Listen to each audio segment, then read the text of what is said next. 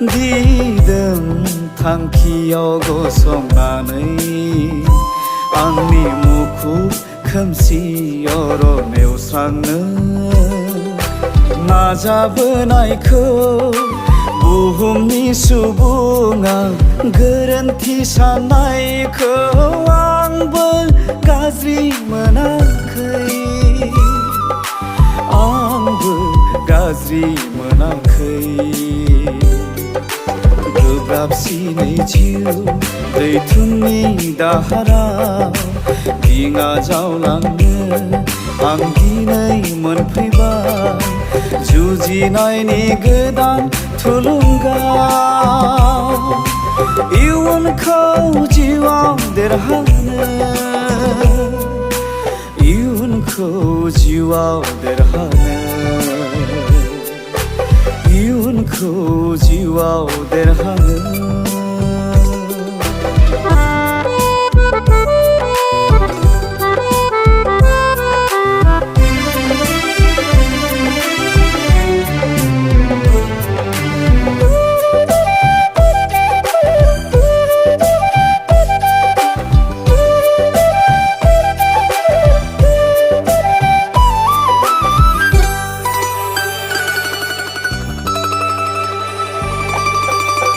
फोथायनो हायै बुब्लिनि गोरोन्थियावबो थांखि दङमोन आथिखालखौ जाखां बिदिन्थाया हब्रा हब्रा बुंबोदों अलसियानि बिबारि एमा सोरगो रायजो जै खालामनायनि सोरगो रायजो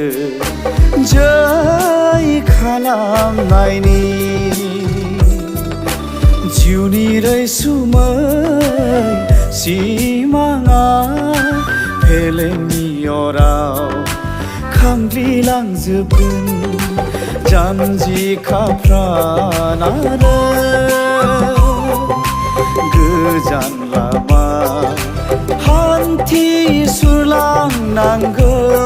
जोंहा इयुनखौ जिउआव देरहानो इयुनखौ जिउआव देरहानो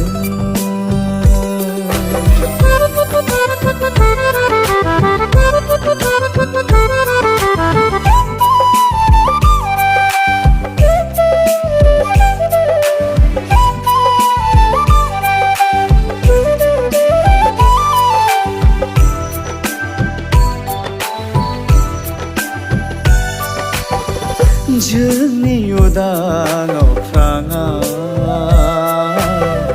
दाबोनो गुफुर दावथुआ बिरफैयाखै गोथों लामाखौ हास्थायै हास्थायै सिगांबोनाय दावहारुफोरा लामा गोथोङावबो बिसोरांगायनानै आगान सौथुबोनांबाय जुजाय माइगा हाजो हायेननि फाराग दिनै जोंनि गेजेराव दिनै जोंनि गेजेराव जुजिनांगौ दङ जोंहा थांखिनि गोदान जारिमिन सोरजिहैनांगौनि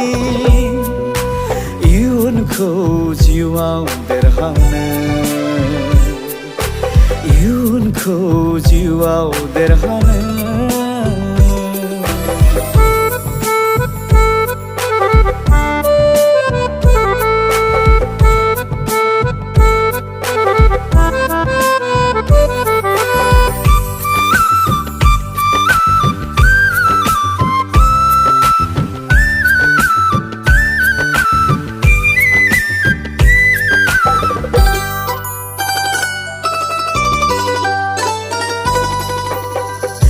जिउआव लाखानाय सद बांसानि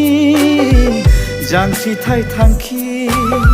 लामायाव आटलान्टिक लैथोमा बिखायाव बारमुदा ट्राइएंगल बारहैनो जों खौसेयैनो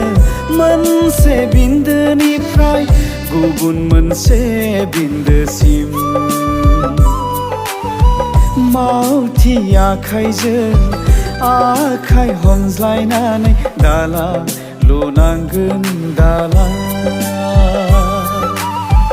सानसे उननि बिबार फिथाइया थारैनो जोंनि जाखागोन जोंनो नांगौ दिनै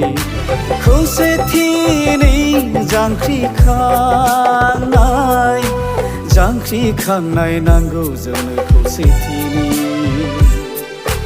जांख्रिखांनाय नांगौ जोंनो खौसेथिनि